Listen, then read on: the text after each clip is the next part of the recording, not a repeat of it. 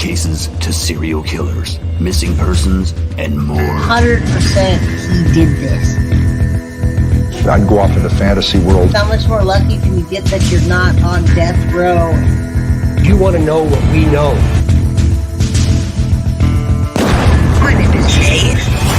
This is Guilty of Crime.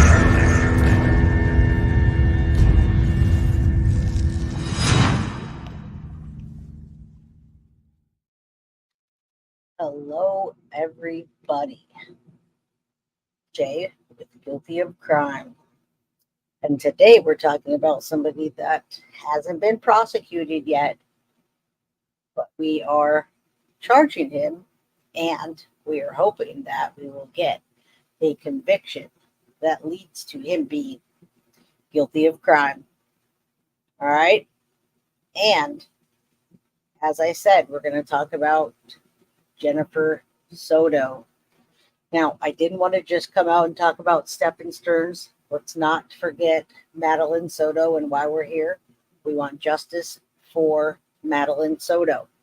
However, we received a ton of court documents. Finally, we received court documents. I have a few that were stashed away that I hadn't shown to you yet. I'm going to show those all to you.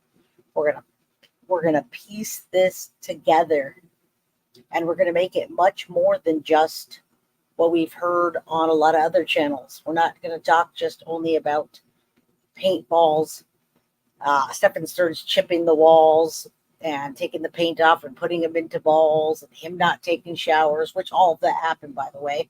We are going to talk about that, but that is not the focal point, because we want the truth. We want the documents. We want the receipts, and we have them. So as you all come in here, first I want to start off by thanking a few people so that I don't miss out and forget. So documents are a huge thing, and when you have documents, that means you have receipts and nobody can question them. So first of all, I want to thank the docket for sharing the document dump, the docket hints, the document dump. Now, everybody knows those are not cheap. Documents are not cheap. They're expensive. So I appreciate the docket, and I appreciate greatly Bree, who's the moderator here. Her name is Gothic Bree. I don't know exactly. I call her Bree, but she's one of the mods. Thank you, Carly, for being here and supporting me. Carly was just like I was, busy this Mother's Day doing things, even though she's not a mother. But Bree helped me out so much this weekend, and she gave me a gift for Mother's Day. Well, she always helped me, but the gift that she gave me was helping me to get the documents from the docket. Gothic Brina X. It's X Gothic Brina X. So you know her as Bree. She's one of the mods here, and she did lots of the research for me. She labeled things for me. She put these things together like a puzzle, and that's the information that you're going to get today. I put together part of the puzzle. She put together part of the puzzle, and together we're putting this episode that's going to have lots of knowledge, not just spitballs and no showers, not just about filthy Stephan Sterns and the $16 check that he got. I don't know why that was heavily focused on in the other episodes. I'm not really sure why we didn't talk about Madeline Soto, Jenn Soto, who's named in the documents, and the lies that she talks about. I don't know, but I want to thank you from the bottom of my heart, Bree, for helping me get the documents, put the puzzle together, write up the notes, do the research, and give me that Mother's Day gift of lots and lots of help in order to bring this show to you on Monday. Now, a lot of people brought this. Other people have these documents. They purchased them. We also purchased them. Bree was so kind to go halves on purchasing with me. So thank you, Bree. You are amazing. I'm going to say hi to everybody else. Thanks, Docket. Thanks, Bree. Thanks, Carly, for being here, because this is a big show. We have 230 people in here. Please hit that like button as you come in. I'm going to put a picture up so we're not just focusing on me. I have lots to show today. We're going to talk about the documents that came out, but I also want you to see who we're talking about, and then we'll switch back and forth. Who's Stephan Sterns? Sterns is the boyfriend of Jennifer Soto, not the stepfather, which is one of the major points I want to talk about today, in the fact that Jennifer Soto absolutely lied, and that hindered a portion of the investigation. It's in the documents, and it shows that she lied about him being the stepfather. They were looking for a stepfather, not a boyfriend that was doing all the things he did. So I want this to be as informational as possible. There's so much information here that y'all are gonna have to probably go back and watch it again. So, but I'm gonna welcome some folks. I want to welcome all of the crime crew. If you're subscribed, not subscribed, whatever, you're a lurker, hit that like button, please, so we can get this information out. Now, I know you hate seeing his face, but I want you to know that we're talking about him right now. We're going to start off. If you want, we can look at Jennifer Soto's ugly face as well. I know everybody wants to hear, we have lots of stuff that we can show, but let's show, let me see, did I show this one? No, it didn't change. We're going to put him up because right now we're going to talk about the documents that we finally got from Stephan Sterns. Now, I know a lot of people want to know about Jennifer Soto and her inconsistencies, and I will get to that. There's a lot of inconsistencies in the statement, but the first thing I want to do is talk about this man, this monster. He's not a man. So let me tell you what we're talking about today, just so you can be mind blown, and then we'll get into the details, folks. Thank you, sweet Caroline. I appreciate you. I want to interact with you all today. I thank you. Just thank you from the bottom of my heart. Thank you, Joyce. Thank you, Kim, Nula, Darcy, Sherry. Yeah, everything's just as bad. Kimberly. We can look at Maddie. Let's look at Maddie, okay? Well, why don't we take a look at Maddie? I'll go back and find a picture of Maddie. You guys can see me scrolling through here. The reason I was showing him right now was because we were talking about him, and I didn't want to kind of muck up, I guess, that some of the stuff we were talking about and say the things with her little face on there. But right now, I'm going to put that up because I'm going to show you the documents here in a minute. But while I tell you what happened, I'll show a picture of her. I'm going to give you an overall recap of what we're talking about in the show today. And it's not going to be the paintballs. So let me get this. It's not going to just be all that stuff that's, funny or stupid or whatever. We're going to have information that is a lot more. So let's go. Let me start as we put her up. Thank you, everybody. I want to thank you, Nicole. Yesterday, I wasn't able to control my chat. I was streaming with JT, and I apologize if I wasn't able to thank anybody that super chatted me or new members. So thank you, sweet Caroline. Thank you, Nicole. Thank you, Carly. Thank you, Bree. Thank you all. I couldn't have made this show happen without all of you, and Bree for helping me put this and get the files put together. Okay, so we're looking at Madeline Soto. There's going to be an ad coming out. Let me tell you what we're talking about today. We've got a 186-page document, okay? And it was 10 key points, but I pulled out the 11th key point because I wanted to show you his little $16 check and what I think that's from, and hopefully that's all that monster. We should come up with a name for him. He's definitely not a man. All right. As I roll in, I want to say hi to everybody. Thank you. I want to get everything out to you correctly, so I will definitely thank everybody as much as I can. When I'm playing a couple of videos, I will be able to interact a little more with you. So thank you, everybody. I appreciate it greatly. Let me have you hit that like button as we're going, and let's talk about what we're talking about today now that everybody's rolled in. All right, let me tell you, we've got 186 pages. Many of them repeat themselves. Many of them are blocked out. And the reason they're blocked out is because they're inappropriate photos. They're photos of body parts from the victim, which is Madeline Soto, the only victim. I'm gonna go through the 186 pages, and then we pulled out the best ones to go over with the most pertinent and best information to get us to the next level of this case. We pulled out 11.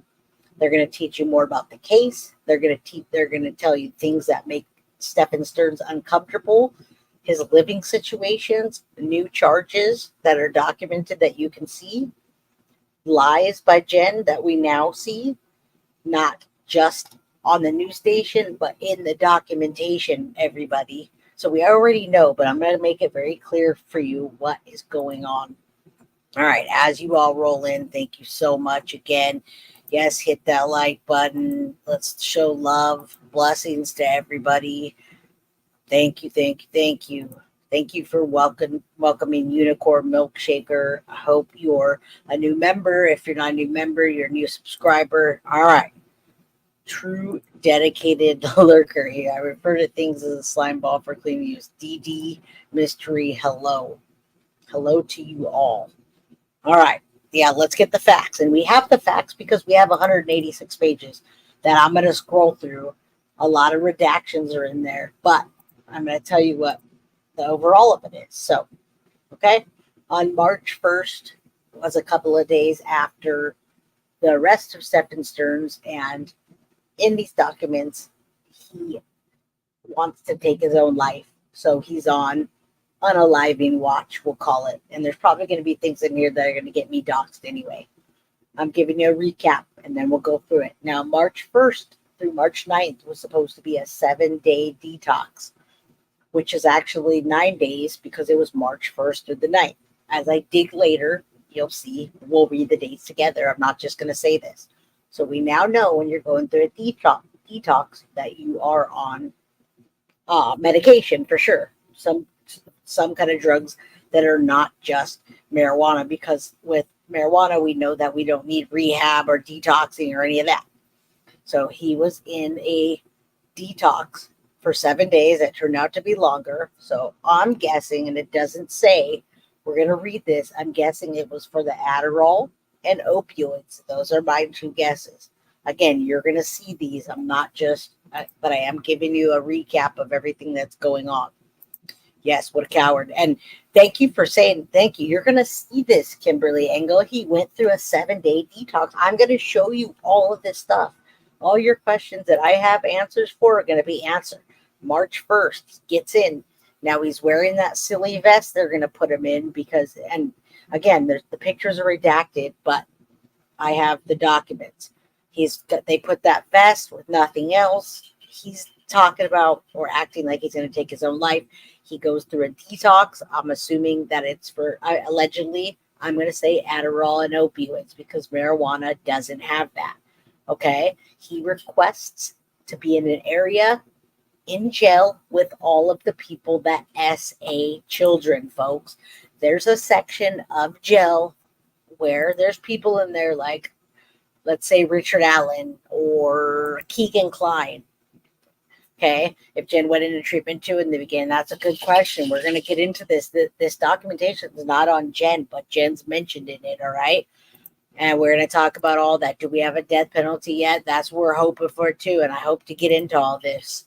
So I'm recapping the 186 pages, and then I'm going to go page by page with you on the important things that I think you need to know. So Stephan Sterns requested to be in an area of jail with the rest of the people that do things like he do and assault children. All right. March 9th, after he's cleared to get out of detox and he's all cleared to go, they clear him to work in the kitchen with his hands. Now, we know that with his hands, this man has seminal fluids that he's put into people's drinks, maybe thinking he's going to get them pregnant, and lots of other questionable actions that he does with his own semen. So, do you want him working in the kitchen for you, everybody? What do you think about that? So, that's so far what we have. This is just a recap. You're going to see all of this in the documentation. Now, again, I would gladly hand the documentation out, except for it costed money, which the docket and Carly, and Bree so kindly helped me out. I just saw Carly's name on there. Support the channel, thank you. And Bree did support the channel by helping me and the docket to get those expensive, very expensive documents. We are talking about Stephan Sterns. The reason I wanted to have Stephan Sterns on, folks, is because the picture of him is because I wanted you to know who we were talking about. So hit that like button. I'll put down there who we're talking about. I'm just going to put Stephan Sterns, and Jennifer Soto are the major people, because we know this case is about justice for Maddie. Okay, right now we're talking about, if you rolled in, you'll have to watch the replay because we just started the show and I can't go back. Okay, so March 1st, he goes in, is saying he wants to take his own life.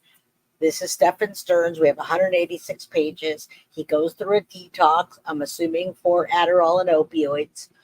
Okay, he requests to be with the other essayers. Then he's cleared to work in the kitchen with his hands, where we know he liked to put semen into things. So would you like him to work in the kitchen, even if you're a prisoner? Then around March 21st, he was cleared for a shower. That's about 20 days later, folks. We know he's a slob. On the outside, he was a slob. The ex-roommate told us that he was a slob and a pig, and that his room was a pig pen. We know that he had a gastric sleeve. He just would eat food and throw it, have it all over him. His room was a pig. When I say a pig pen, we know what that means. So please don't message me and say pigs aren't, I'm calling him a sicko and a slob, and people refer to him as having a pig pen for a room. Yes, he's a goon. So he didn't shower for probably 21 days or more. And then he refused the shower later on, folks. Okay. So after he's cleared for a shower that many days later, and knowing that he's a nasty slob, he showers. So I'm recapping what all this is. Then I'm going to show you the 186-page document. Then we're going to go through the 11 pages that stand out.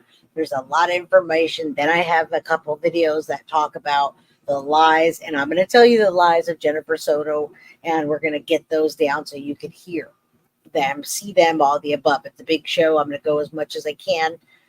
I have to pick my daughter up today, okay? So, now, think about this. Stephan Sterns went from living off of his parents and Jenn Soto, money financially wise, and being a slob in his room, to going right back into jail. I don't believe that he's in, I don't know, jail. I know jail before you get convicted. So if they put him in prison like Richard Allen, it was for his own safety. But he went from one place being a slob to another. All right.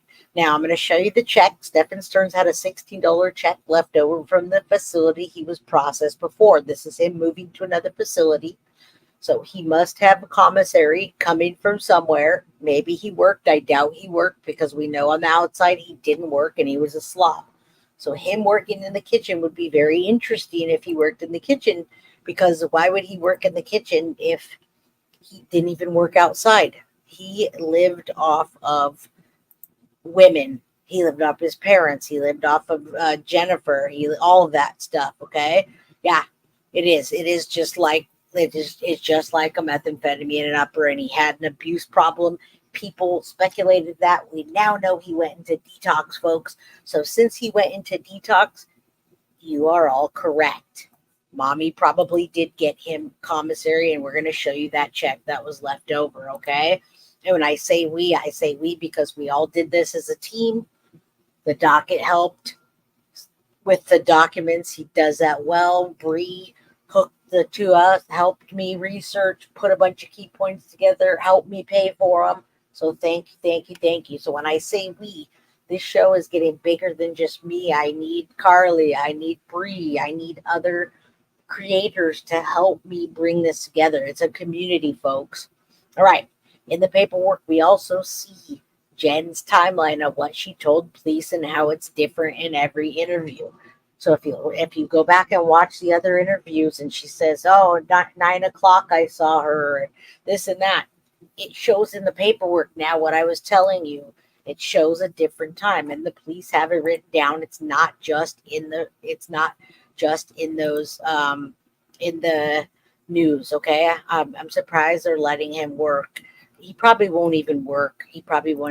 What's up, M4? Hey, email me, and I could use as much help as I can get. Because I can't do this alone. It's getting too big.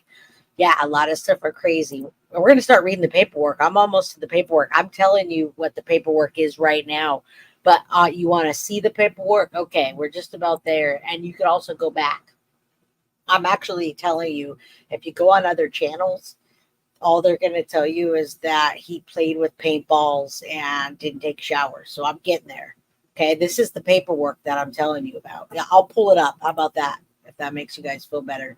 Let me stop this and I'll just pull up the paperwork while I'm talking. I'm actually giving you the information right now about what happened, and I just dropped it off. All right, let me pull it back up.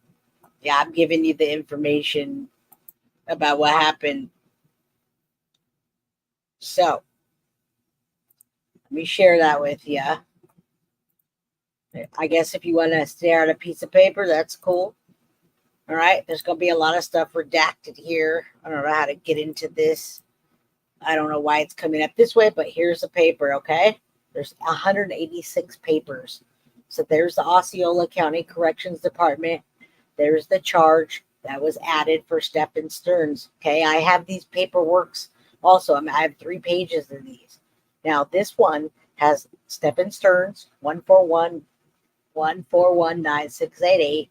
Charge 42424, and then he's got the data, and it just gives you all 2165 as placeholders. Court staff, NA, fingerprints he received, he was hold and cleared. Okay, TTY sent out to county charges, NA prepared initial packet, mock, reviewed supervisor.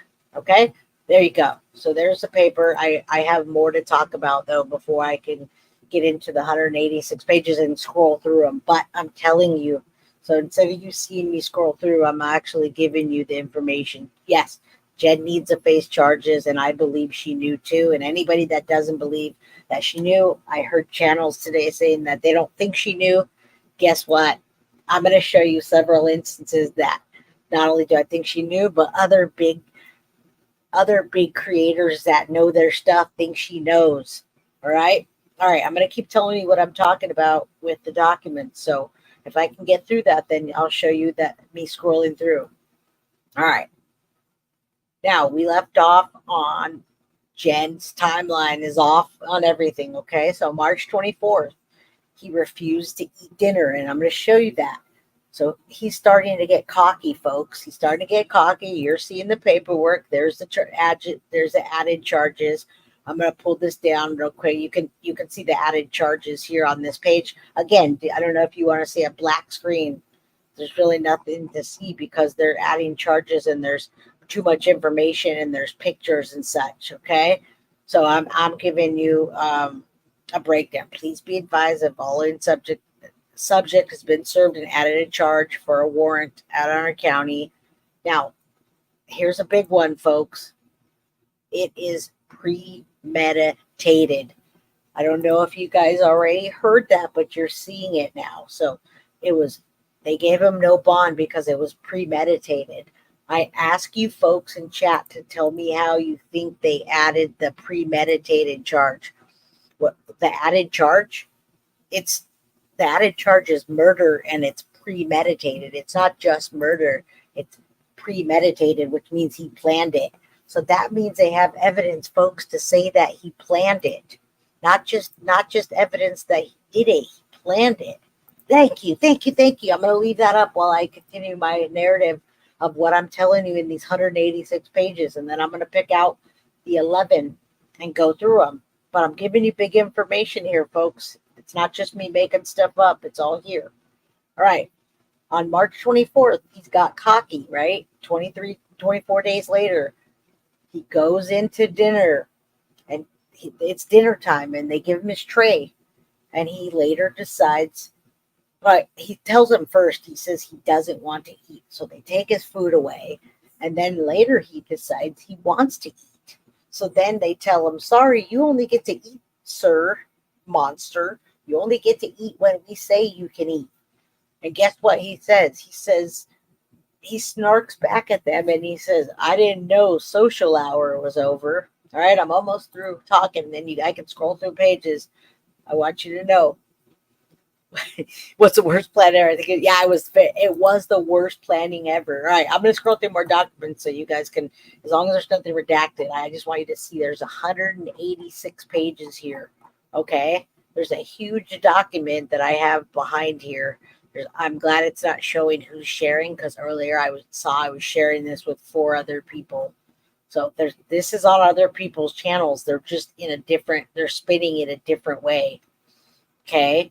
So you can see the documents. All the black stuff was redacted. All right. So now we're looking at Sterns, post intake specialist, court specialist. This is all legal jargon. That's why I want to explain it to you. So, yeah, I hope everybody's with me. I hope you know that there's a victim notification. I hope you see all these things that they subject to bond and they redacted stuff. And okay, 186 pages. So let me get back to the key points that I trust me you want to hear. Yes, there is no room service there, sir, and there's no social hour. If you don't get your food when they tell you to get your food, they don't get it. All right. Jojo B, thank you for saying that. I do in real life repeat myself quite a bit. So thank you for saying that. I always do. My wife tells me that. My boss tells me that. So you're right up there on that list. Thank you so much. Thank you so much. Hit that like button. If you have time to type that out, I appreciate that. All right. Now, we're done with the part of him talking about social hour. Stephan Sterns starts to pick paint chips off of the walls. And when he does, he's making hard paintballs. So instead of reading or doing puzzles, he decides to make paintballs from the chip paint. Now, there's a few things that people are saying and that we thought about. He could either be making paintballs as a weapon, so you could take paint, you could pick the paint off, and let me turn the air off. So I feel like I'm yelling because I'm really excited about having this information in front of me. So he's picking paint off the walls. They're chip paint. He's putting them into a ball. You can see what I'm doing. He could be making a weapon. Okay. He could be using them to hurt himself. Maybe he swallows them. Maybe he puts them in a sock and he beats himself or tries to hang himself. Or maybe folks, maybe he just wants to take them and shove them up his butt. Maybe he likes balls shoved up his butt. Honestly, yeah, he's a genius.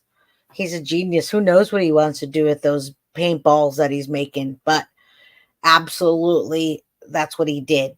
Now, here's my theory. Okay. Yeah, typical behavior. He could have been doing that. He's a disgusting, narcissistic, psychopathic, so many words.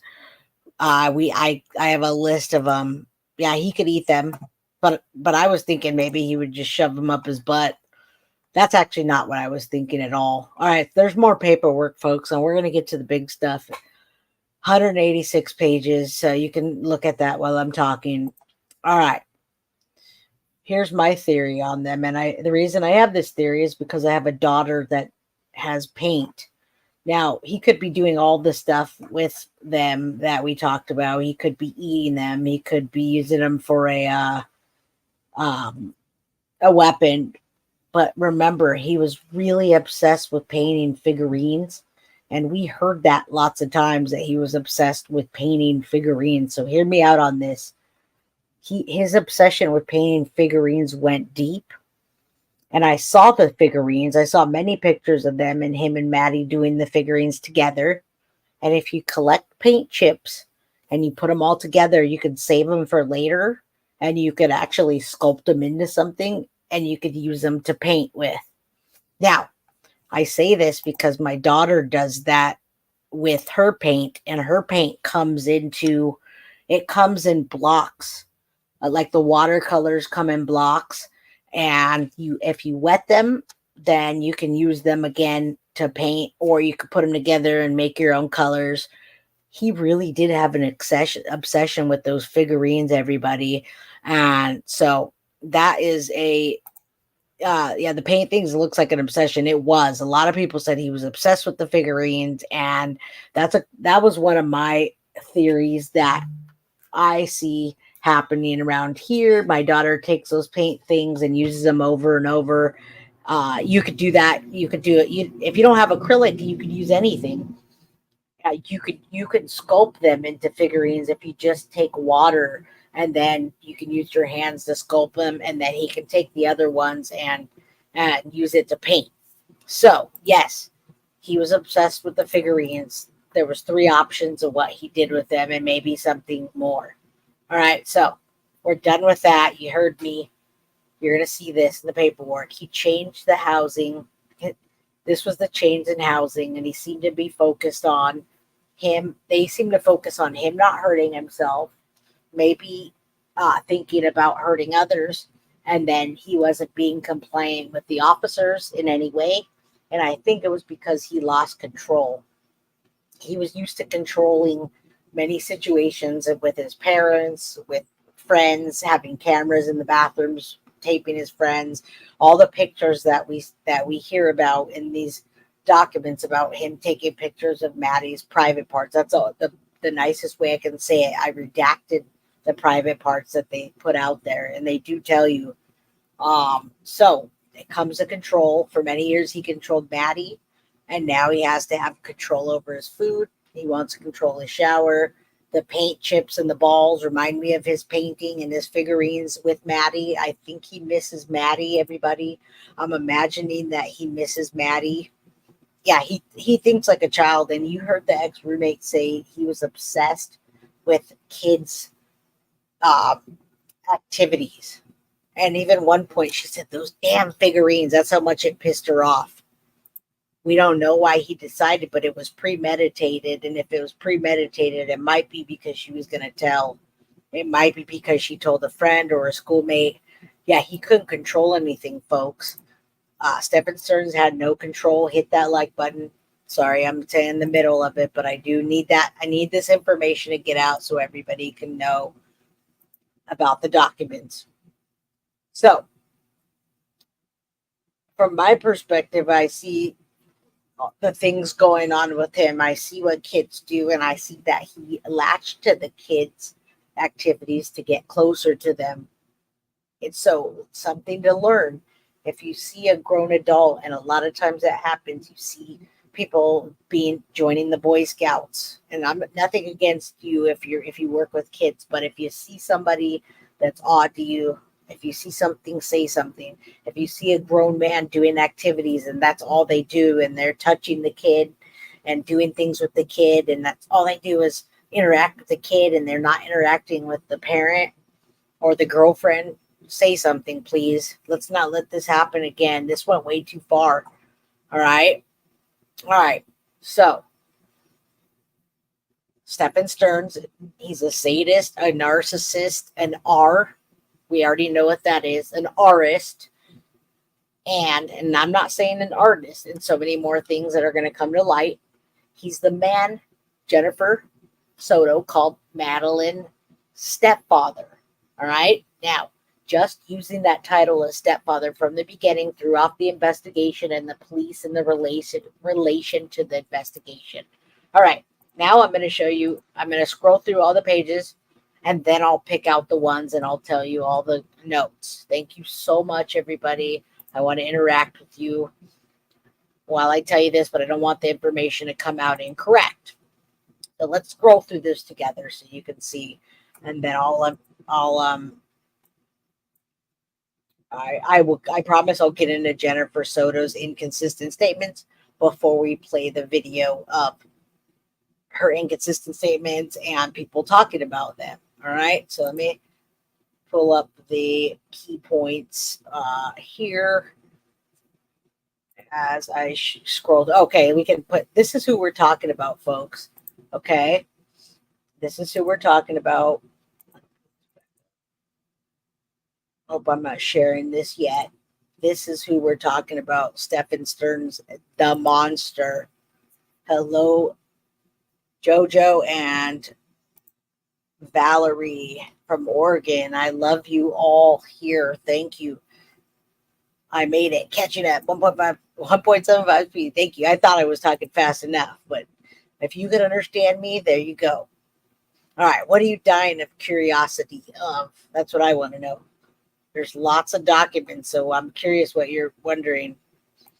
All right. We're scrolling through this, but we're also going to take a look at each one after I go through this, and I'll call out for you. I believe they're all labeled. Is that correct? Bree, is that correct? I see a number 1 and a number 2 on there, and I just want to make sure that it goes in that order as if the number pages are numbered. So let's look at the 186 pages, and then I'll get to those ones. Jenn Soto wanted to be his mommy. I'm dying of curiosity. All right. Oh, about the premeditation. Me too. I want to know what he premeditated. All right, let's look at this since everyone wants to see this, and I'll tell you what I think, and then we'll go to the next. I just gave you a bunch of key points, by the way. That's going to be in here. So we see this guy. I'm going to see if I can make it a little bigger. I don't want it too big though, because if something is not supposed to be there, and I don't redact it, then I'm in trouble. So I have 1,013 people in here. Jojo, thank you so much for gifting a membership. I'm trying not to miss people here. I see missing Jack's new member. You're member for a month. Jojo gifting that. Gigi, thank you so much. Thank you. Oh, I'm taking my time getting through it, but all your reasons so far. Thank you for reading my book. All right. Oh my God. All right. So I wanted to just put that up there. Thank you for the super chats. How do you get a membership? Maybe if you go on my page, maybe the mods could tell you. I don't want to mess people up on this, so I don't want to start talking too much about my stuff. We're talking about Stephan Sterns and all the documents, and we're going to talk about Jennifer Soto and justice for Maddie. So there you go. So he was booked. You could see his booking, and that was his new mugshot way back when. He's white, 220 pounds, 425, 1986, 6'2", hairstyle short, medium black. Oh, wow, his teeth were straight. That was very nice of his parents. So we got his inmate badge here, folks. There's ID number, you can see. All right.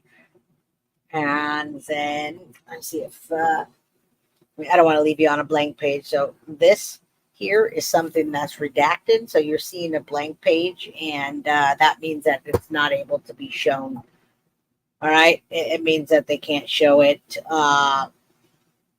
It could be pictures. It could be anything. So I'm going to go through all of these with you right now. I'll put something up, and then I'll stop and take questions. But I gave you a lot of information in the beginning, and I have 11 pages I'm going to pull out and tell you about even more. Talk about the inconsistencies with Jenn. So stay tuned. Keep going. Thank you for being a member for 1 month. We have a members only live coming Friday. He does smell, by the way. He didn't take a shower very often for 20 days, and then he refused showers and lots of other things. So he does smell. He is a nasty, dirty man in all ways. And Astara, what will the documents tell us? Well, I actually told you in the beginning. Did you miss the beginning? I'm showing you right now, and I was giving you the information. So the documents are telling you about the things that the battery charges, the new charges, the picking paint chips off the wall. It's going to show you the money that came over. It's 186 pages, folks. I can't tell you that quick. Can somebody tell Brown-Eyed Gal how to get a membership, please? Will one of the mods drop the link in chat so she can get a membership? If you go on my page, you can just hit the join button, okay? All right, let's keep going. I spilled out my heart to you for 40 minutes about what the documents were, and you asked me what you're going to learn new. No. Yeah, the page has changed, hid. Okay, right there. There's the link. It's in the chat.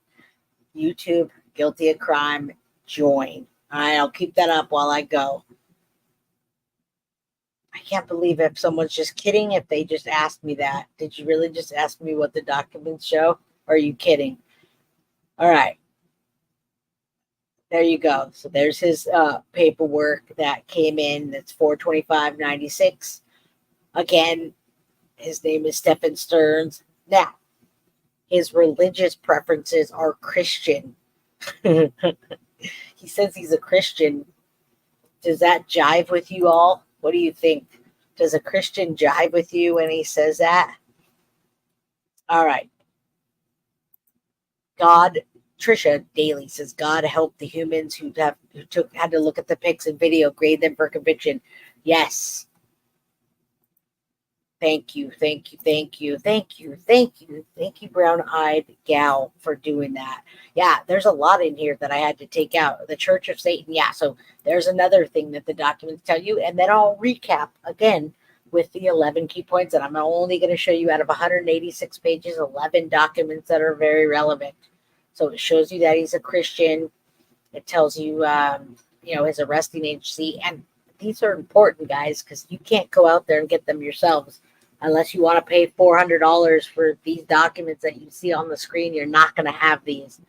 All right. So they weren't cheap, and this was not easy to put this together. Now, we know he completed the highest grade was in 12th grade. He didn't go to any other school. He's not a veteran. He doesn't wear glasses. He doesn't wear contacts. It basically just breaks down all the things for you. Beard, complexion. I gave you a lot of key points in the beginning, and I'll recap with them, but I wanted you to see the paperwork for yourself as a receipt. He's white, not Hispanic. Okay, now another thing, folks, is he has a back tattoo. I don't know if you saw it in some of the other videos or his booking, that there's a family crest. So he's really happy about his family. I don't think his family is going to be too happy about him. Okay. All right. Thank you, Bree. They go in the order. So you can see he has no tattoos, but he's very happy with his family, and I don't think his family is going to be happy with him. What do you think? A wolf in sheep's clothing. Yeah, he says he's Christian, and he has a family crest. Back fat tattoo, you mean? Yes, and he actually had a gastric sleeve, which none of us knew. Jenn had a gastric sleeve, and him, and that's why they bonded, was because they were both heavily overweight and they had the surgery. Thank you, Jojo, for gifting that membership. Thank you so much. The crest should be do well in prison. I hope so. That was a tattoo. It was probably dirt. I agree. And he's even dirtier by the day, everybody. Dirtier by the day. All right. So we're learning a lot here. I hope that you guys have your thinking caps on, but you don't really need them because I'm telling you what's happening here. All right. So this is the documentation when he comes into Osceola County Corrections. It's his inmate property inventory. Okay. So these documents have not been released yet until now. Nobody has them except for the people that do, which are some creators. You can go look for them on other channels if you're not liking how I'm presenting them, and you'll see if you like it better being presented somewhere else. Okay? So he was wearing a shirt or blouse. He was wearing a uniform blue when he came in. Actually, that's funny. They took off shirt or blouse. They should make him wear a blouse and a shirt. They should actually make him wear a dress. Thank you so much, Jan on the lamb. Whoever is, oh, yes, I'm going to put that up.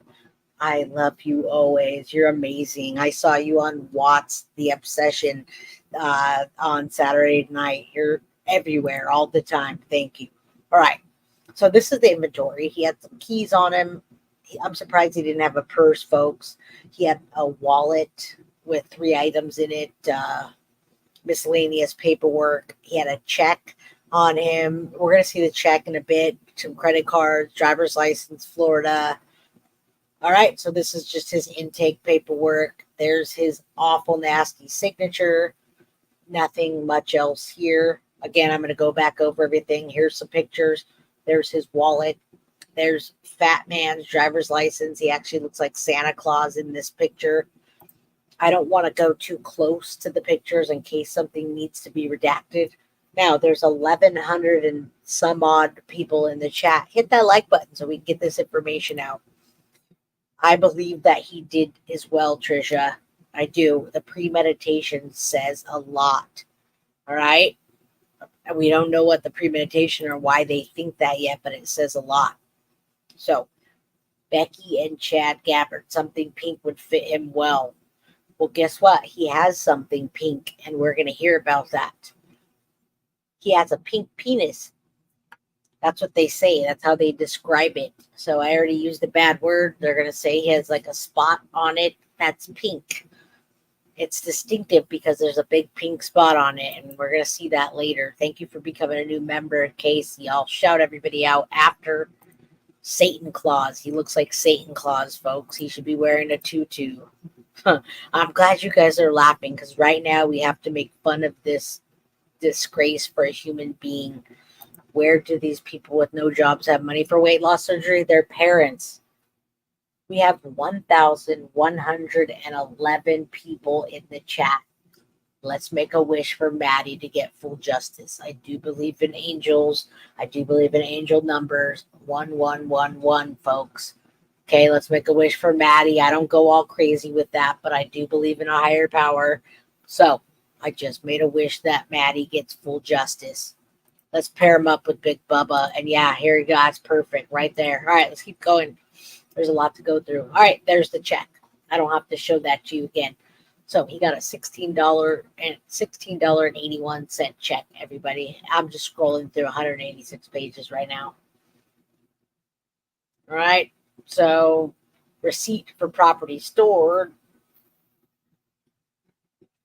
Not a lot, $16. And after this, I'll pull out the top 10. Bree so kindly gave me notes, put puzzle pieces together, and it's a different take, but it's a recap of everything in case you came in late and a perspective that I think is absolutely fantastic.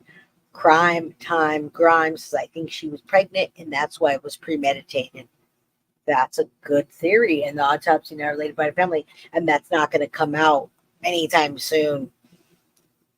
The COD was just speculation, and I said alleged. I think that was for another individual that came out that day. Yeah. 50 minutes behind, but 1 vote. Rest of you.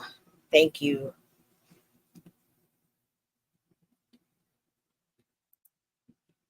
Apple pie. Thank you for saying that. I did talk about was in the document in the very beginning. I told you everything. So sure. Let's keep going. At the very beginning, I told you everything.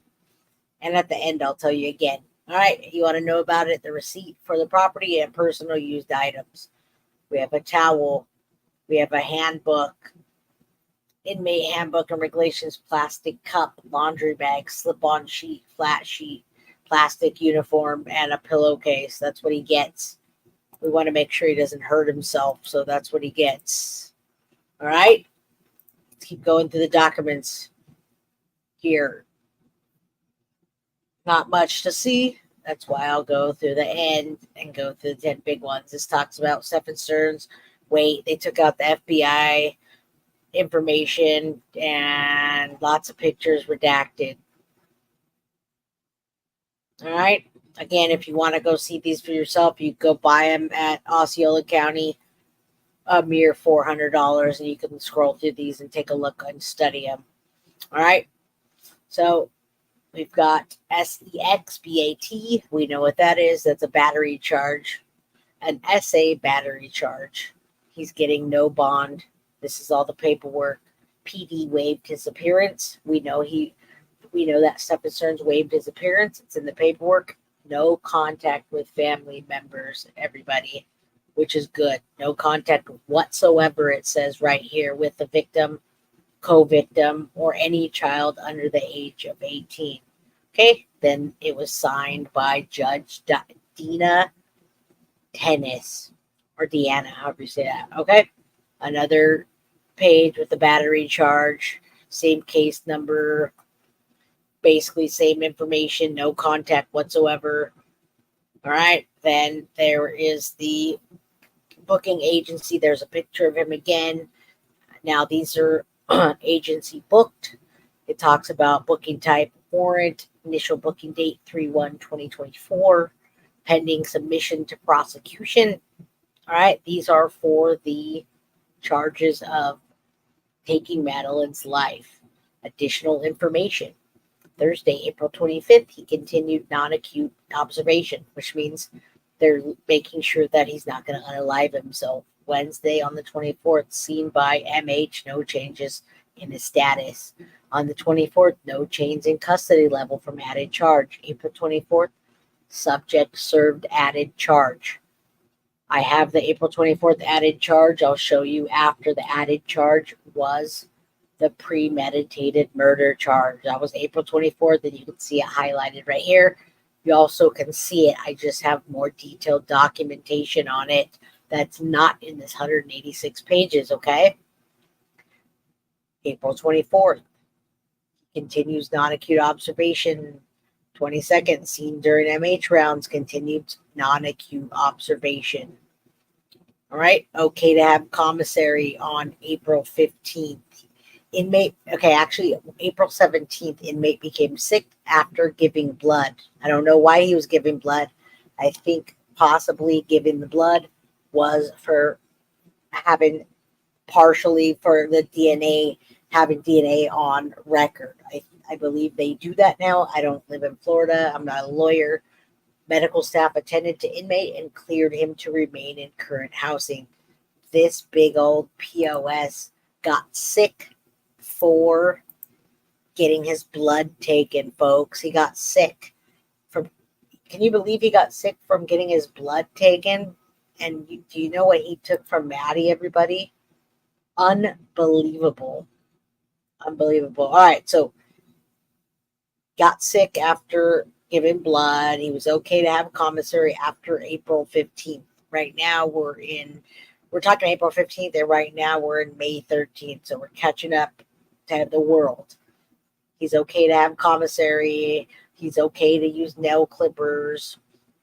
Cell search conducted. Actually, on April 7th, everybody, he refused to take a shower. Okay? So, it doesn't say how many times he took a shower, but we know that he didn't take a shower for 20 days in the beginning, and now, on April 7th, inmate refused to shower. He probably didn't shower much in real life. On April 6th, and they don't have this all quite in order, but it is what it is. It's their documents. Let me zoom in a little so maybe you guys have a chance of being able to read it. I'm not sure. Actually, that's going to make it worse. I can't read it. All right. So they didn't let him have nail clippers.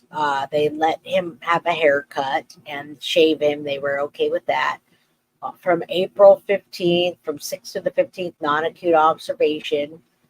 He refused the shower, probably many times. Then they searched his cell. Be aware, inmate has been chipping off the paint off of the walls and making balls with it. Inmate was told to stop, and he said he didn't understand why he couldn't have the balls, which in fact were very hard. After I explained why he could not have them, he didn't question any further and didn't say anything else. Saturday, April 6th, seen by MH, no changes in status. April 4th, received a flex pen. I don't know if you know what a flex pen is, but I'm assuming that it's a pen that doesn't hurt an inmate. He got a flex pen and puzzles. He would rather have paintballs. Okay. Then he was okay to have a safety pen and writing materials on April 4th. They go all the way around. They go around April 2nd, April 1st, March. They're kind of like, it goes all over the place. All right. So I didn't do this. That's how they have it in the documentation. Nothing happened. They checked his cell April 2nd, April 1st, April Fool's. Non-acute observation. Inmate took a shower finally on March 28th. March 26th, while picking up dinner trays, he returned to the kitchen. Inmate asks if he can have his tray so that he can attempt to force himself to eat. I explained that when the food trays are given to him, that he has to accept them at the time. He cannot pick and choose what he wants. The tray inmate becomes sarcastic and says that he didn't know that social hour was over. All right. He's getting cocky. He's getting sarcastic. All right. Yeah, they did it backwards here. The page that I'm reading is the most recent. They did it backwards from March 1st to April 25th. You guys can see it. I'm on a live stream and doing my best with it and what I have. Okay. All right. So here we go. He got cocky, continued non-acute observation.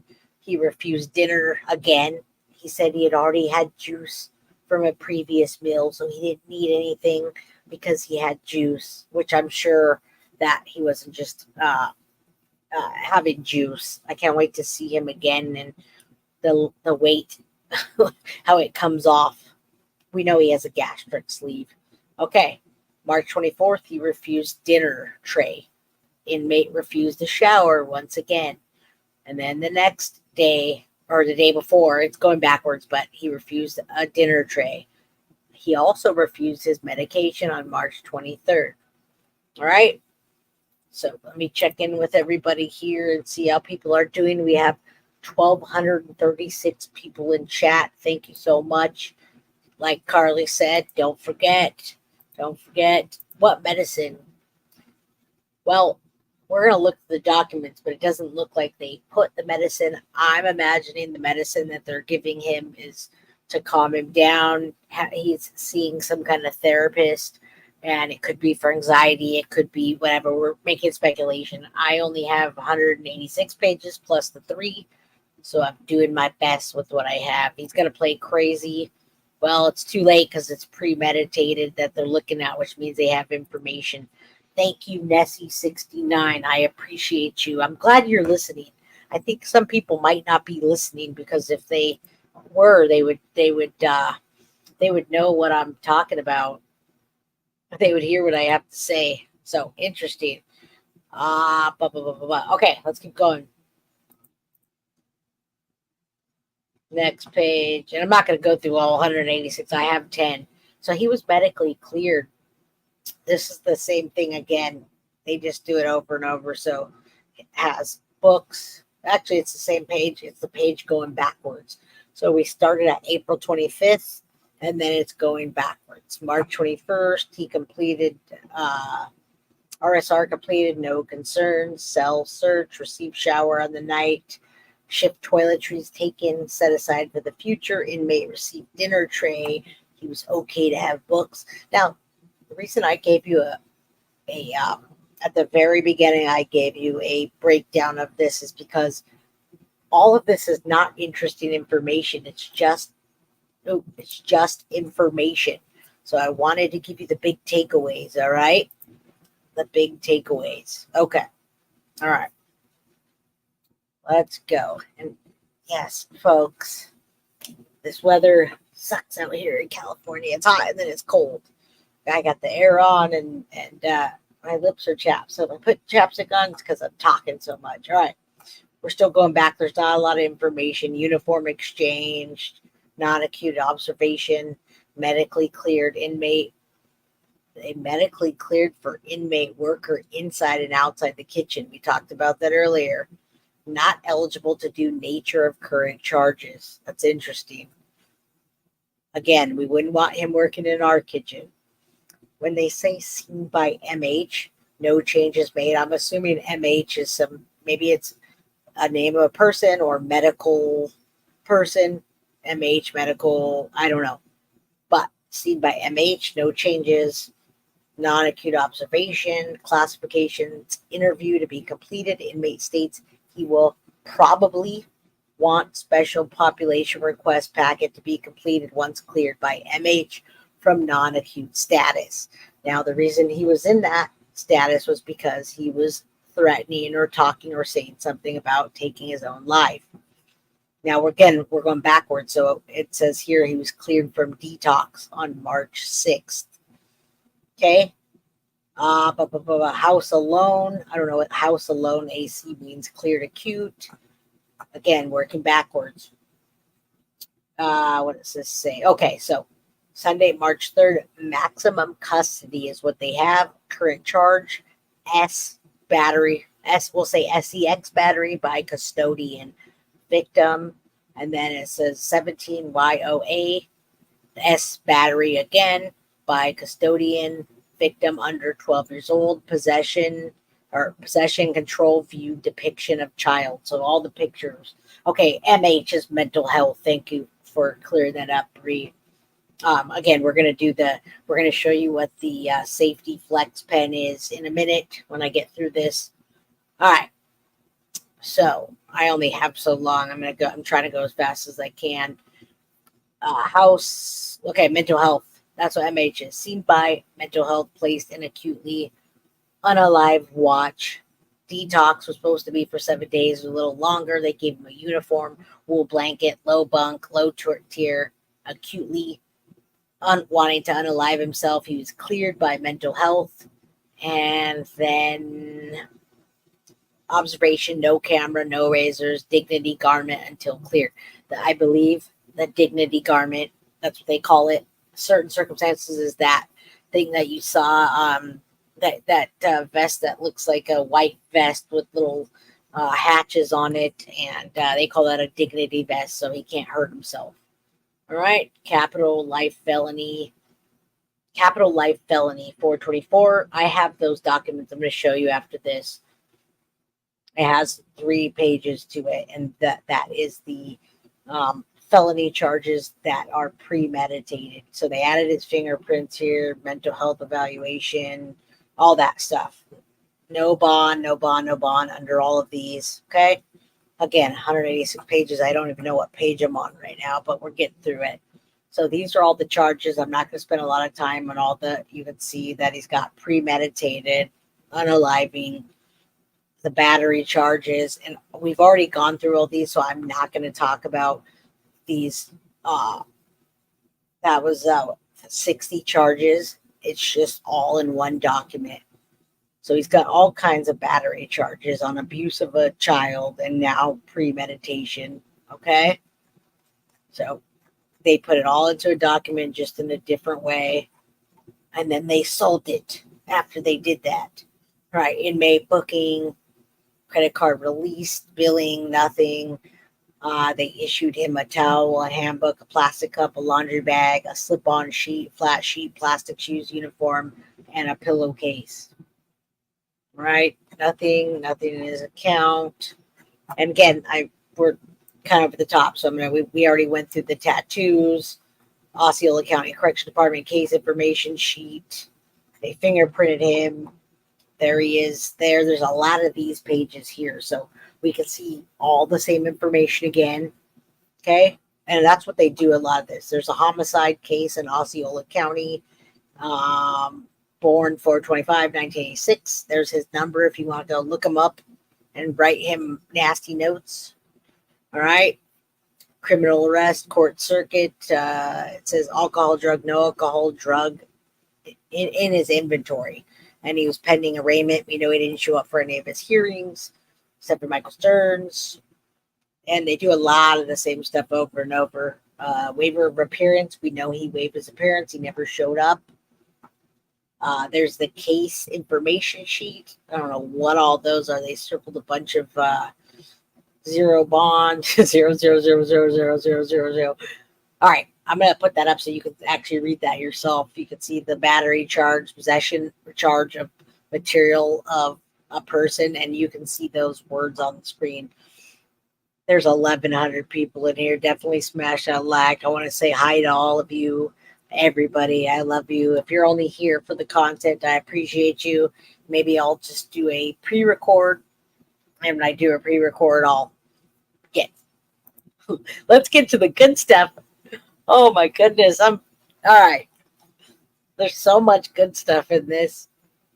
I think you missed the beginning. It's 186 pages, folks. I've said that a ton of times. There's a lot of things that are in here that I've given you on the information. So let's get to the good stuff. Then I'll just go through all this. A lot of it's just a repeat, okay? I'm going to scroll through it for you so we can just get to the 10 pages because I'm just trying to show you that it's, we're on page 85 and they just keep doing the same charges. Remember, there's 60 charges, everybody. All right, this is the same documents I showed you before. It's 60 charges and there's 36 pages of it. All right. And this is all out. You can't see it, okay? You can't see it because it's something that they're not going to let you see because they were probably pictures or some sort of videos. All right. Get to the good stuff. I love it, man. Absolutely love it. The gratitude in here. I'm feeling the love. All right. Okay, so we went through all this. I'll get to the other pages. We're done with this. I will talk to some other creators and maybe they'll want the documents. There's a lot of nothing burgers in there, but there's also a lot of good stuff. And we're going to get to the 10 pages of good stuff right now. So then if you want to get out of here, you can. I still have Jennifer Soto to go over and the key points of her inconsistent statements. So, all right, let's get to those 10 pages. So you guys that don't want to be here can get out of here. Wow. What a bunch of gratitude we have in here. All right. I'm going to go to this one. Let me see if I can scroll through. Okay, this is good. I'm just going to scroll through here. You saw these already.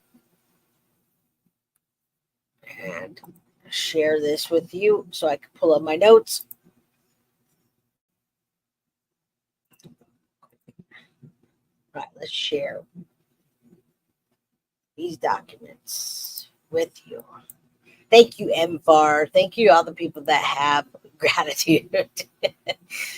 Yeah, if you don't want to go through, I have so much more stuff to show you. I'm going as fast as I can, folks. I wish I could go faster, but there's a lot of information to go through. Definitely not asking anybody to leave. All right. Yeah, I'm trying. I'm doing my best here with this information.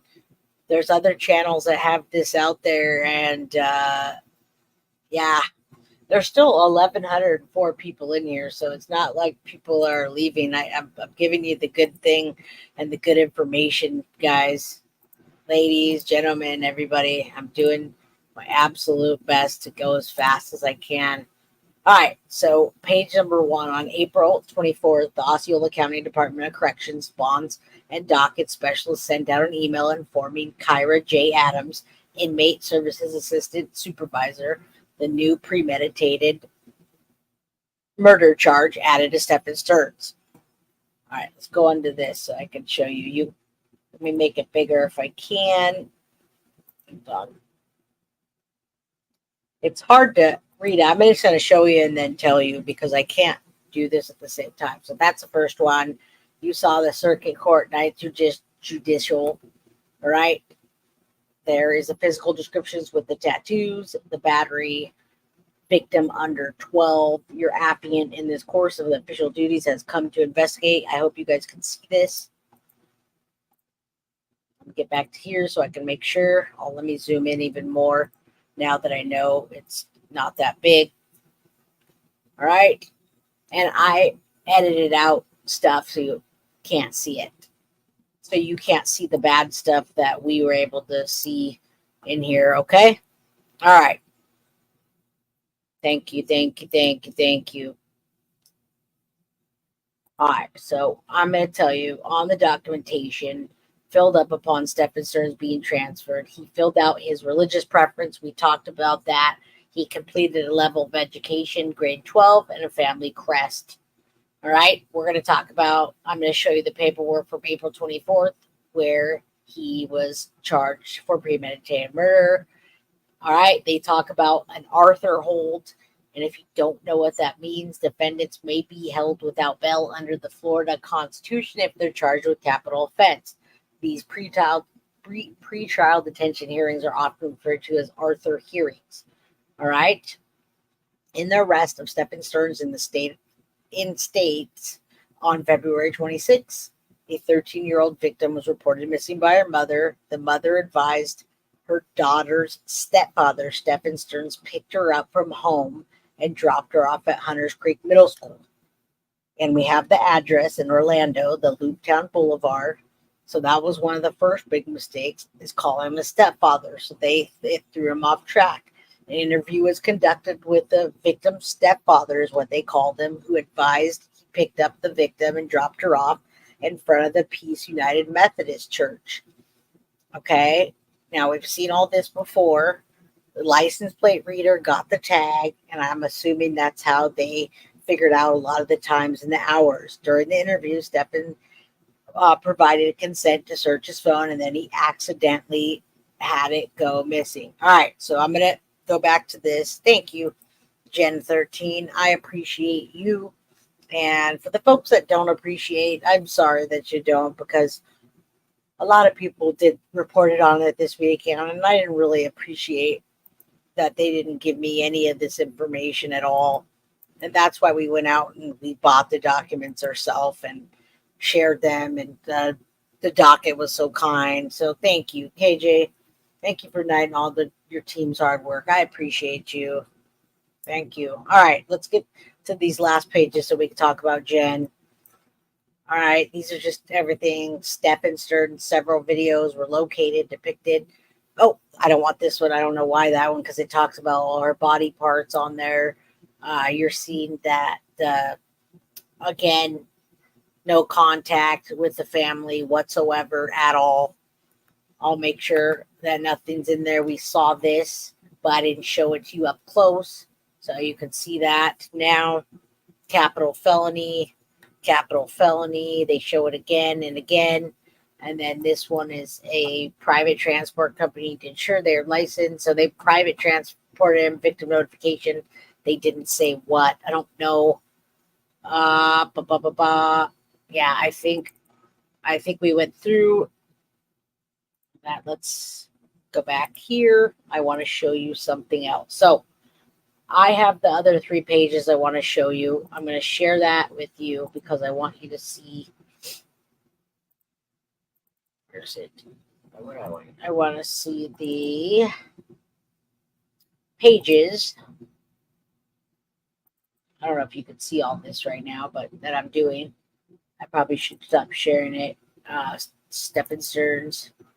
Oh, there it is. Okay. I have the pretrial information where he was charged with that. So I am going to stop sharing this one if I know how. Stop sharing window, and I'm going to share this one with you. All right, let's watch. Let's look at this. Thank you so much. Low bunk for baby boy. We hope so. $16. Yeah. Did you see that check? Were you able to see it? There was a $16 check. Let up. Thank you so much. All right, I'm going to show you the pretrial paperwork. I want to make sure I could share my screen here. So let me get back on here. Remember, give those grace the way you would want grace, folks. So if you don't give people grace, you're not going to get grace. And I'm trying to do justice for Madeline Soto. And I'm still only about 4 months in. So give me some grace. Let's make sure we're sharing this. I want to show you these. I want you to see the charges. And then I'm going to go into Jennifer Soto so we can get there. Way behind in the stream, but thanks for sharing. Thank you for being here and being kind. Okay. These are the documents. These are the big documents here. All right. This is the Osceola County Corrections Department Community Corrections pretrial release initial appearance, which we know he didn't go to. Current charges. These were the charges. These were the original charges for premeditated. Look at that right here. Premeditated, folks. Now, this was on 4/24, and after that, he had a bunch of hearings. So I really wanted you to see this. DV charge, yes. Currently on other legal constraint. Current charges, murder, attempted murder, S crimes, home invasion, robbery. They put yes because crimes against children, any of their capital life felonies. Risk assessment results low. Resides in owned real estate. Property in state of Florida. Resides and owns. That's weird. He doesn't own anything. But I believe that Jenn told him that he didn't live there either, which he did, kinda. There was another lie. Community ties, no. Victim contacted, no. If no, why? Because she was already deceased and she was a minor. Does he not qualify for PTR? Nature of charge, another legal constraint, and then it's signed by CCO, print, and ID number, signed again. All right, that you see this big thing right here? Can you see it any bigger? While I interact with you folks, that's the added charge. Thank you for being a new member. Got your coffee in hand. You're here for all the tea. Thank you. I spilled the tea at the beginning and then I went through it to show you. Thank you so much. I appreciate everything you do. Thank you for the massive respect. I appreciate respect. I give respect and I hope to get it back. But for those of you that don't respect me, it's okay. I don't need your respect. And I want to thank everybody also for all of the freaking, it's so amazing that you guys are doing that. This is all great stuff. Thank you for spending your money on these documents, educate us, and taking the time. Saw you on the Watts session, had to join. Thank you, Casey May. Thank you, Kylie Jackson Bell. Thank you, Mary Beth, for becoming a new member. Thank you, Dawn. Thank you, The Real Me Too. Thank you always, Jojo Pashosho. And I have to, and I want to show everybody's super stickers, super chats, new members. I appreciate it. Thank you so much for being a member. All right, we're getting to the next page of this, and then we're going to get into Jennifer Soto. I'm going as fast as I can because I have to pick my daughter up after this. So let's get back to that. I wanted to show you those pages. That was the added charge there. Let's go to the next page. This is page 2 of 3 in the added charges. Stephan Sterns, there's his ID number. Are the current charges first or second degree felony? Yes, they are. The person was at the time of the arrest felony, pretrial release, probation, control, bond, ROR, conditional. Yes. The person was at the time of the arrest designated as a S offender. It actually says he wasn't. And we do know that. Stephan Sterns was never pegged as a predator by anybody, which is the injustice that Madeline Soto got. If he was, that wouldn't happen to her, okay? Reserves a payout, if so, 0 bond, no bond. Okay, I didn't see that. Thank you, Bree. I'm reading your text message. All right. Okay, you can see this person in the state was arrested, designated. He wasn't. He was never arrested or for violating protection injunction. He was time of arrest, release, supervision, conditional release, control release, DOC, conditional medical release, addiction recovery program. No, nothing. No, all of these are no. Violent career criminal. He wasn't. Has the person has been arrested 3 or more times in 6 months? Nope, nothing. He wasn't on the radar. The person's current offense of arrest is for one or more of the following crimes. Capital felony? Yes, it is.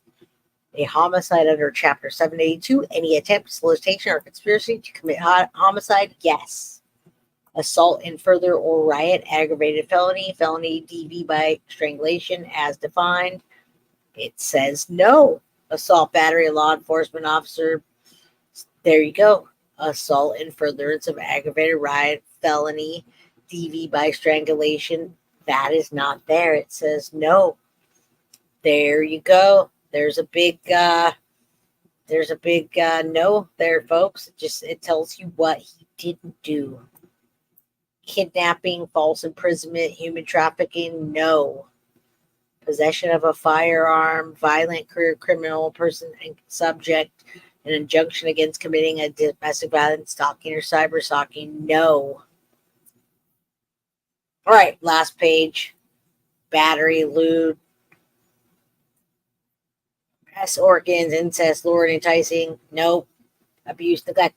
Means that he didn't have it before. Arson, riot, no. Everything's no. Escape, tampering, retaliating, no. Any offense committed for the purpose of benefiting, no. Trafficking, no. Racketeering, no. Failure to appear, required proceedings, no. And then failure to appear from notice to appear with bond, must attend. It says he must attend. Yes. Wow. All right, he didn't attend. And we know he didn't attend. So I'm going to hop on here real quick and then I am going to tell you, and then I'm going to play something that's important to me.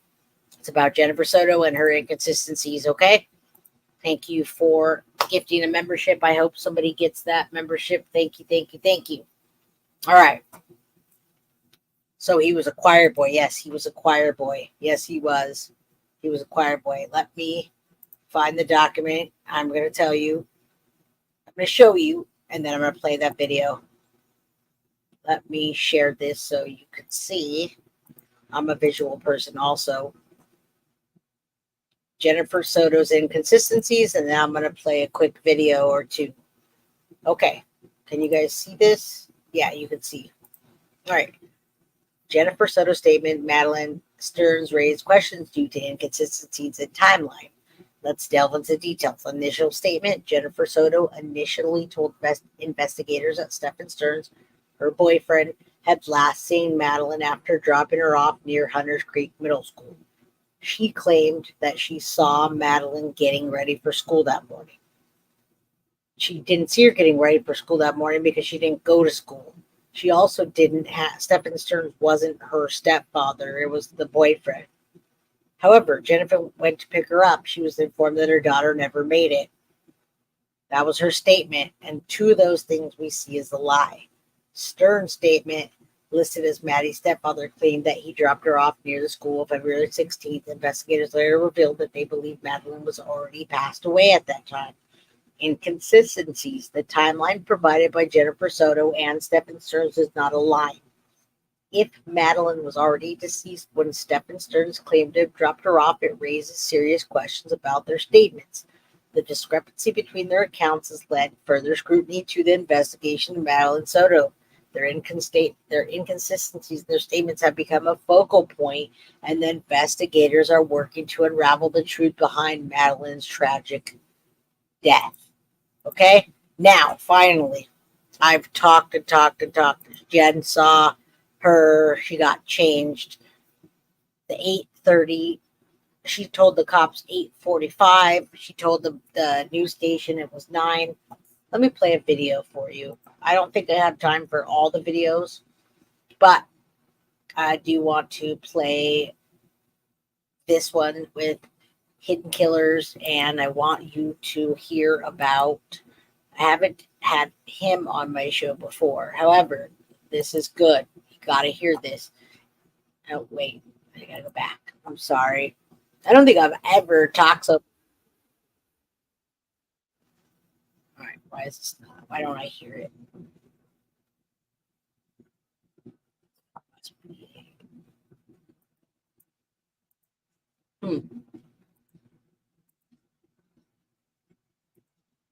All right. So we're going to play this. I'm going to share it with you. He actually sounds like he talks fast. So let's share my screen, folks. And you're going to hear about the inconsistencies from this man. And whatever I have time for, I'm going to play. With Maddie was the night before her disappearance. In another interview, it was the morning, seeing her getting ready for school. Again, everybody grieves differently. Memories can be faulty, but that wasn't the only inconsistencies. There were several others. If you watch some of the interviews, one she says we dropped her off at school, then it's he dropped her off at school.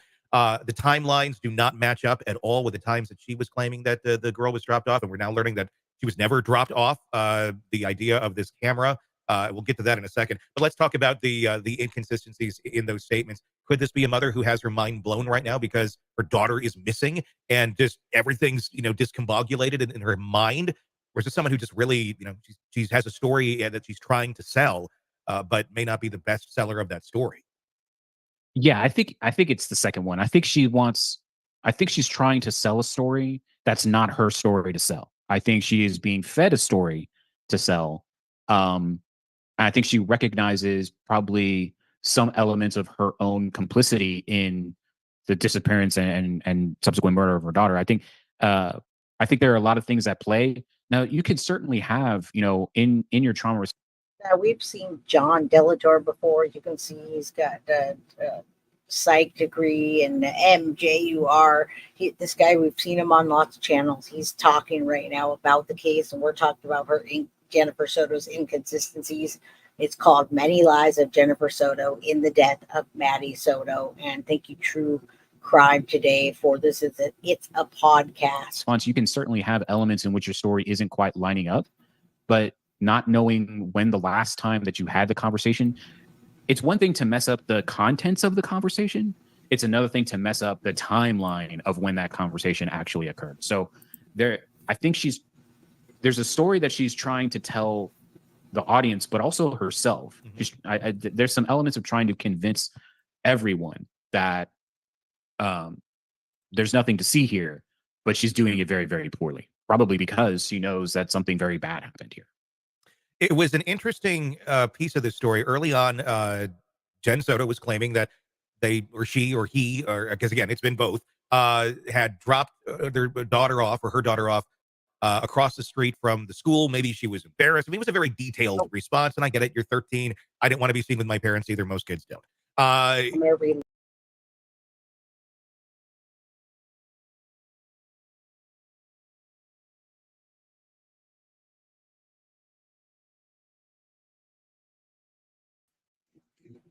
I'm back. 1 second, guys.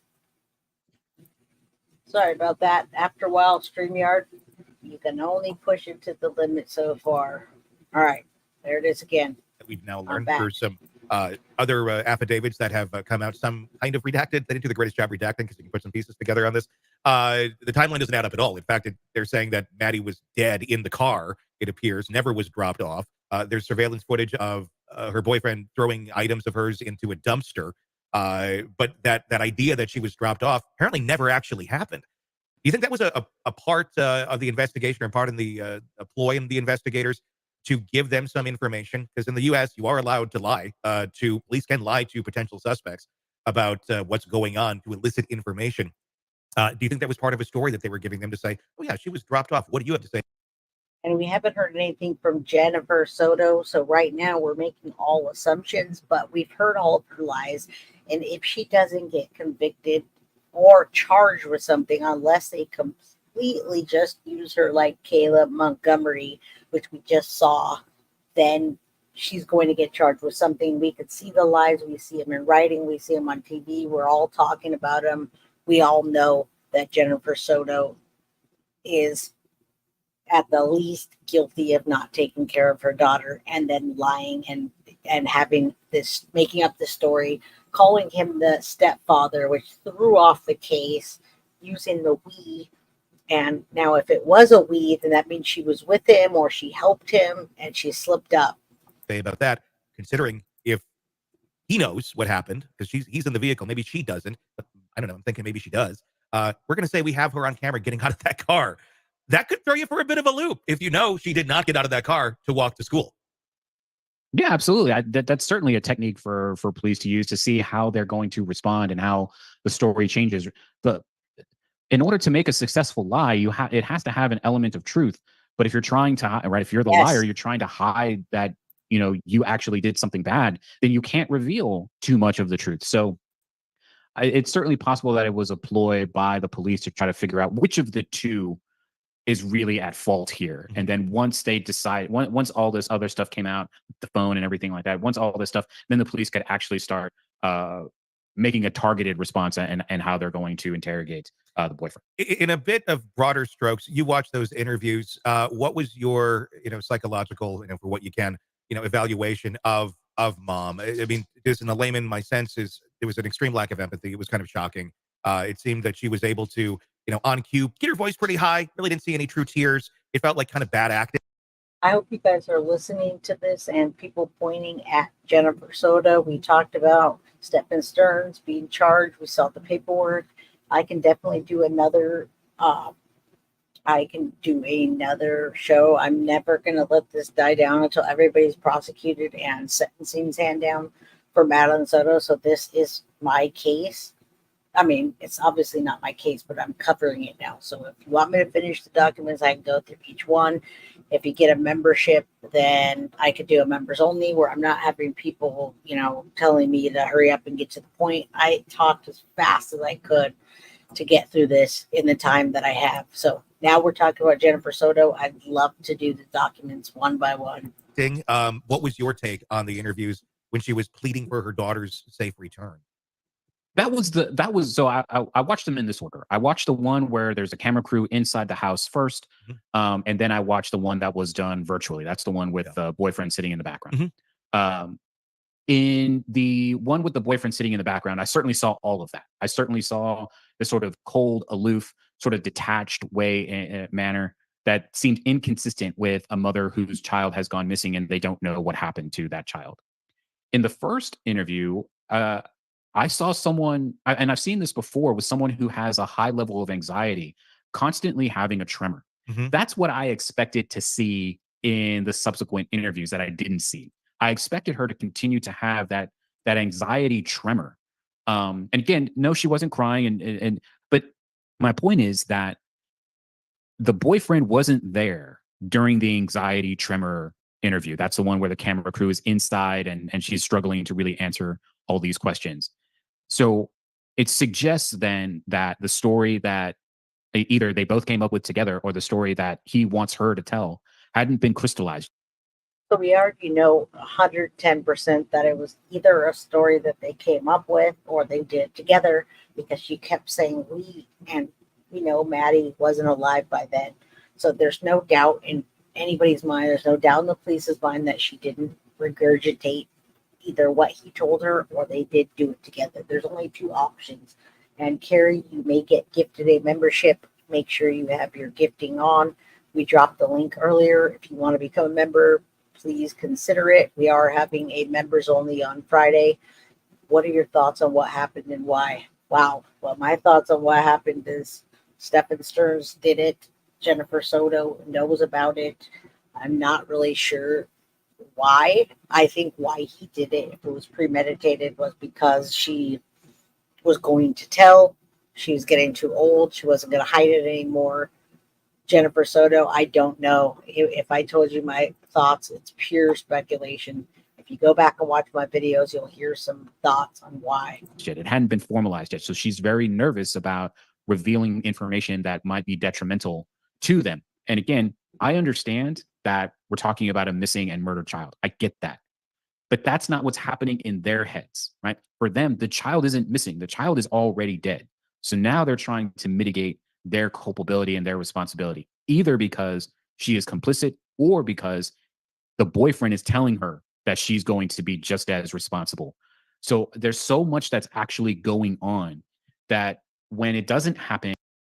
She actually wasn't 12 when the abuse started. It was long before she was 12. We look back at that and it was many years before that. I don't even want to say if it was 5 years or 6 years, but it was long before that. I love you, Tamara. Guilty knowledge, absolutely. That's the safest answer to say is guilty knowledge. And in the virtual interview, it's really surprising and suggests to me that the story is becoming a little bit more crystallized, despite it being totally and completely wrong. It's becoming more crystallized, and the boyfriend is there to make sure that it goes the way that he wants it to go. Hey, it's Tony Bruschi. If you like the podcast, be sure to like, subscribe, and we do love it. Thank you, sir. We appreciate that. We have some more that I want to go to that I think are very important. This is very important. to hear this from the roll call. I'm going to play this because it's very, very telling. All right. Joseph Jackalone is always on the channel with Grizzly. He has his own channel, and I want you to hear this coming from the police side of things, and just watch and listen closely, please.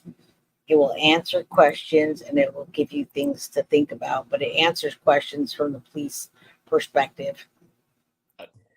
Thank God Mike intervened with that. Anyway, so everybody, welcome to the show today. What situations, right? I mean, that's basically what we're dealing with here.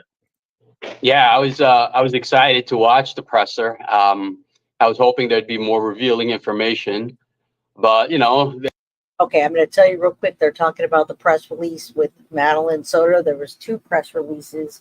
Actually, there's 3 now, but the press releases said the same thing. The first one said the same thing, but it left a point where they say that they haven't charged everybody.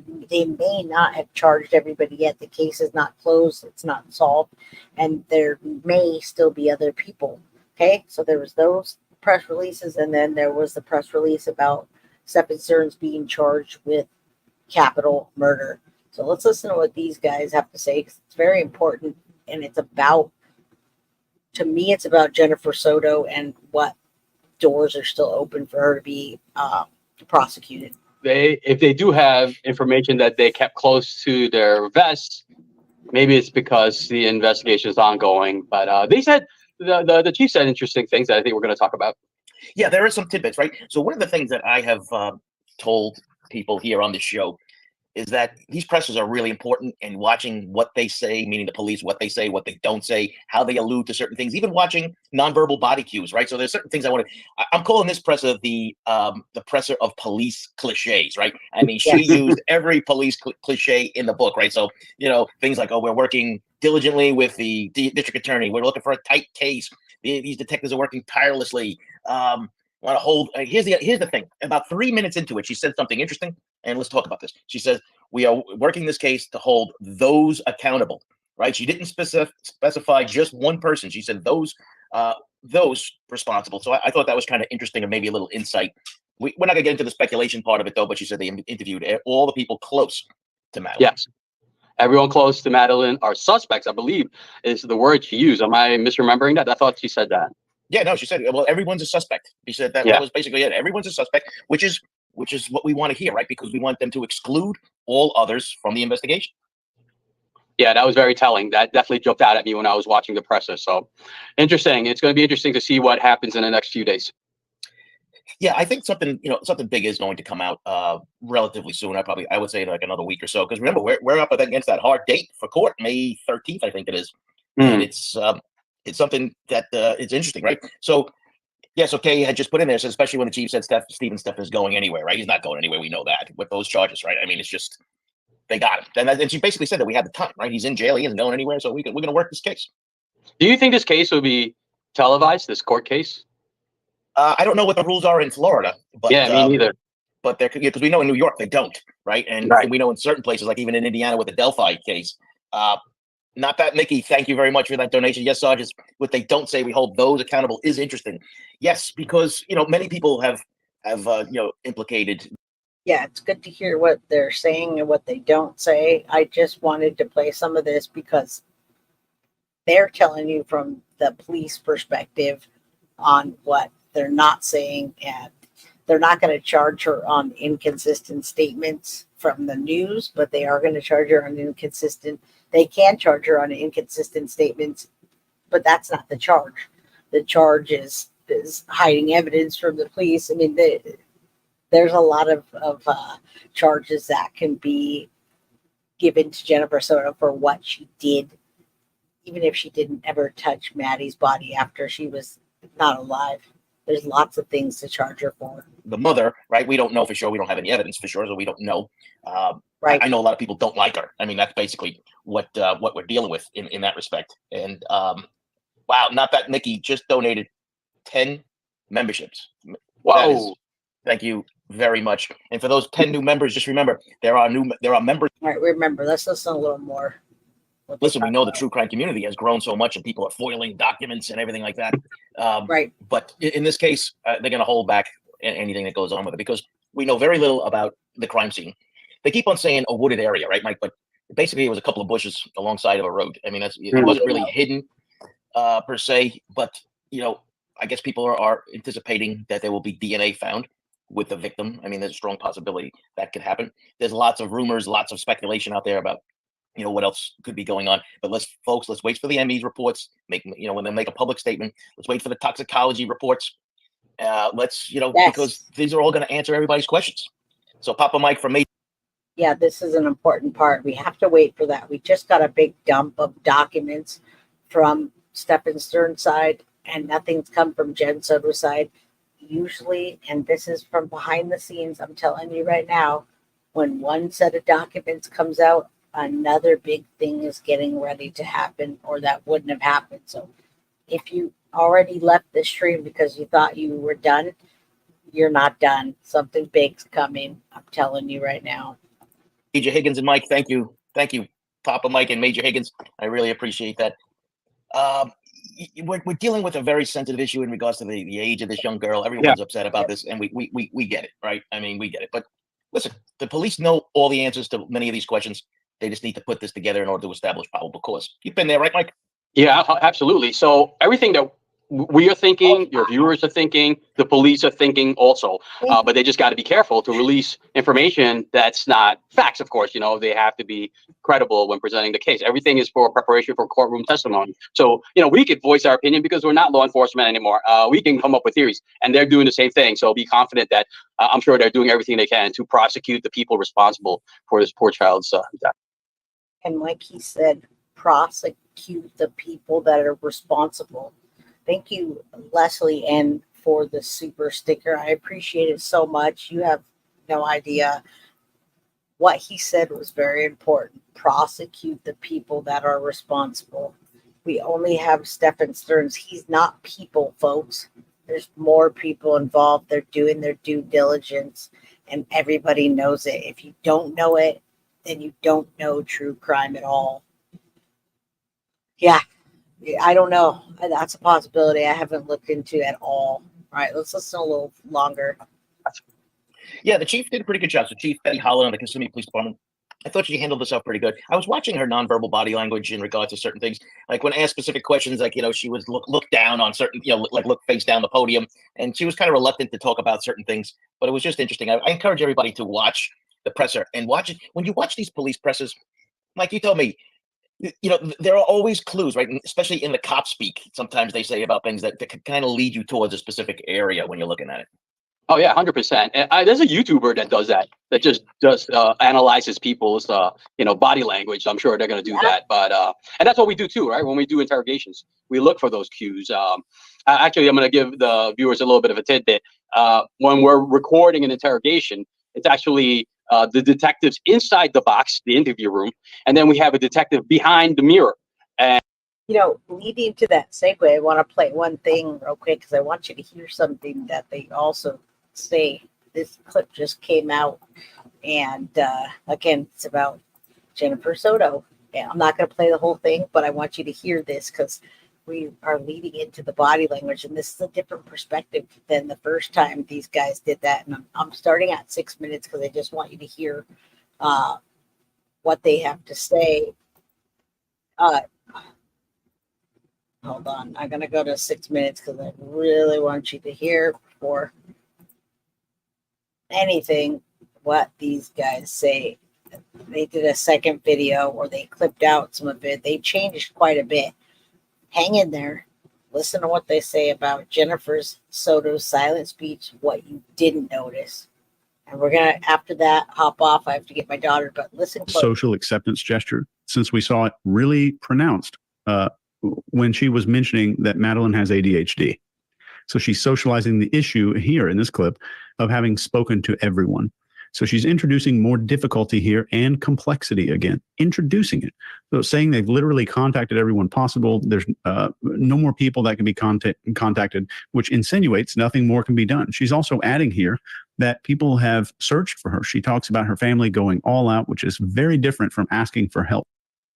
You're absolutely right, Philly girl. You don't convict someone without evidence, and that's what they're going through right now. Is they're looking for the evidence in order to convict the other people that we're talking about in this case. Thank you, Laurel Grace, for the super sticker. So very generous. I appreciate that so much. Let's listen to this. This is not evidence. We're just calling out the things that Jennifer Soto didn't say, period. In many ways, this can be seen as something that's lessening the need for any assistance or help from people. And I'm surprised by this point. There's not one mention of her name unless it was directly asked of her, and no mention of getting Madeline back home. And essentially, she's saying that all that can be done is either happening or has already happened. And at this point, I would assume she most likely, if I was doing this interview, obviously I'm not in charge of the questions, but based on this, I would assume she very likely knows the location or disposition of Madeline. And I would say that in likelihood, that's a high likelihood. Scott, what do you got? I agree with you 100%. And I'll tell you what I think at the end of this thing, because it's, anyway. So I agree with you guys. And Greg, going back to your point, but for all of us, if somebody we loved was missing, they wouldn't be able to interview us because we'd be out. So where's Mark? I don't know. He left. He says he's going hunting for his, where's Jay? Then we'd be gone. There'd be no interview. They'd be trying to find us, but that's what would be happening. You don't sit down and say, well, and I think your shoulder shrug went up at that first part because she really doesn't. I think it scares her. I think you're right, Chase. I think that part where at the beginning there where she says, where he's asking about the people are coming by and stuff, and that shoulder goes up. No, man, she doesn't want to answer that. Of course she's unsure, but she's really insecure about that. We're seeing a whole lot of insecurity here, man. We're seeing somebody who's afraid. We're seeing fear. Why would we be seeing fear other than being afraid for your daughter, Madeline, who is never named in this? Never, not once. So let's think about that for a second. Why would she be doing that? Why would she be pushing away from everything? Why isn't she out hunting for that child? Why isn't she trying to find people to help her hunt for that child? Why isn't she saying, look, hang on just a second. If they do get her for an interview and say, look, here's what she looks like. Bang, here's a picture. Please go out and look. I think that bit about the ADHD, I think that's not true as well.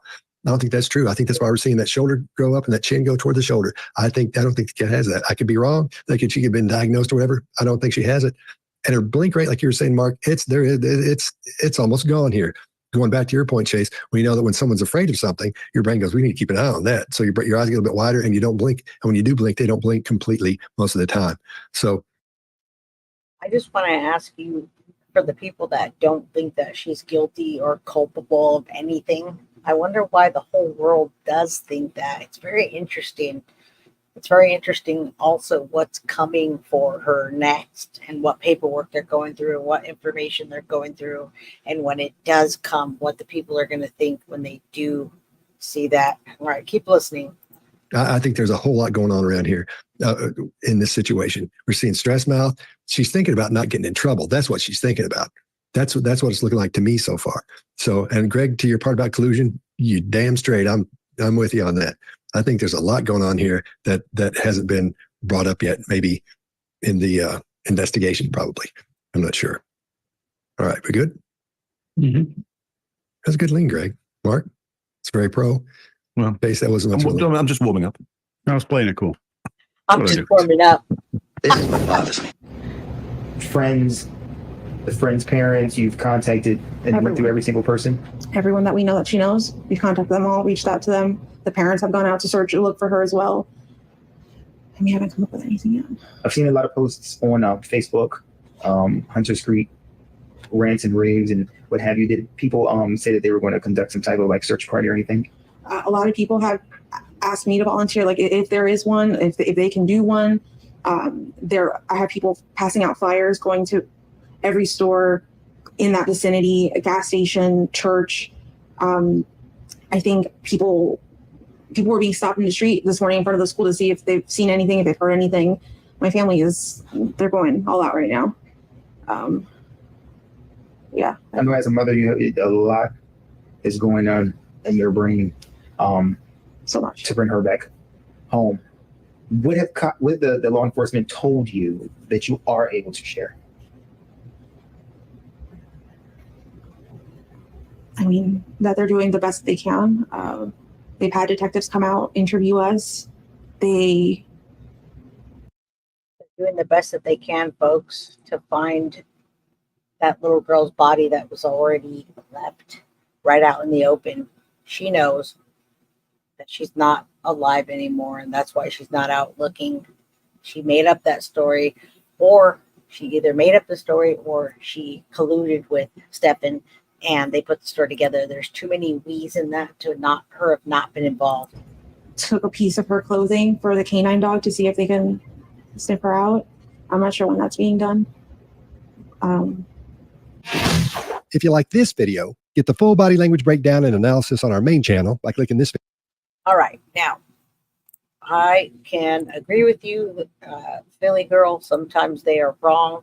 I played multiple people, and I could go for another 2 hours playing other people that have said the same thing in different ways, more harsh ways. There's so many things that I could play and keep going. I could play it from cops' perspective, detective perspective. I could go to Duty Ron and play hours of Duty Ron and Crime Time with Ed. I could do all that, and I can show you all kinds of credible people that feel the same way. And you can watch a press conference again if anybody doubts it on what the pressers are saying and what they're not saying. So that's what I want you guys to think about. She is not convicted yet. I want you to know that.